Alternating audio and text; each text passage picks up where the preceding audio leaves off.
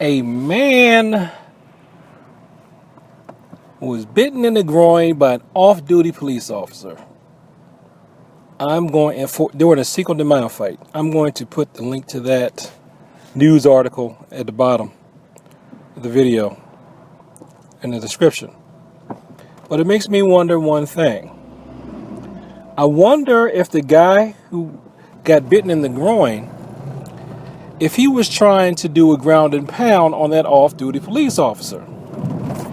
Now, apparently this all came about because the off-duty cop was accused of trying to grope that man's fiance. We don't know if this is true or not. All we know is that a fight ensued, and the man sat on top of the cop somehow to try to keep him from getting away, and the cop bit him in the groin. So I'm wondering if he tried to do a ground and pound or if he just tried to do an untrained sitting. Both of them are pretty much the same position. See, now this leads credence to two things. One, it leads credence to the idea that the UFC type of ground fighting and a lot of grappling in general, and those competitions favor grapplers because they don't allow you to bite. And two, it lends credence to the idea that you really don't want a ground fight at all in a real fight if you can help it.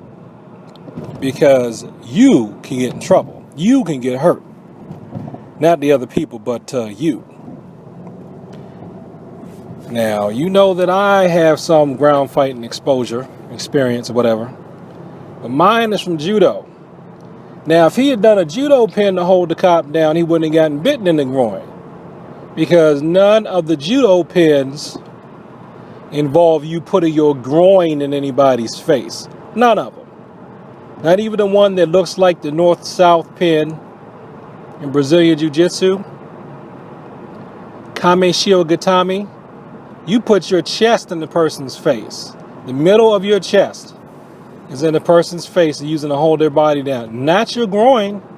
If your groin is in your is in the person's face that you're pinning, called uke in judo means to receive. If your groin is in uke's face, you're doing it wrong. Pretty much all of the pins except for tate shio gatame involve the groin pointing away from the person. You're holding the person down with part of your upper body. So wouldn't have happened if you knew some judo. And I'll tell you something. Most people do not know how to defend against a judo pin.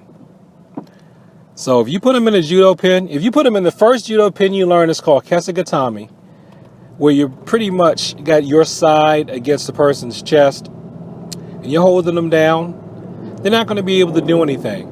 Even if they try to hit you with the hand that's quote unquote free, which most people wouldn't think to do, all you have to do is reach out your arm and hold that fist, and you can still hold them down in a judo pin. And you can hold the person down without hurting them or them hurting you.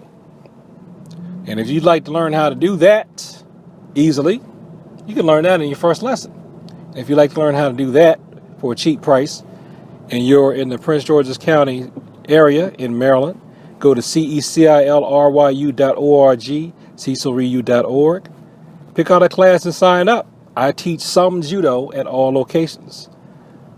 All the locations don't primarily major in judo, but they all get some exposure to it.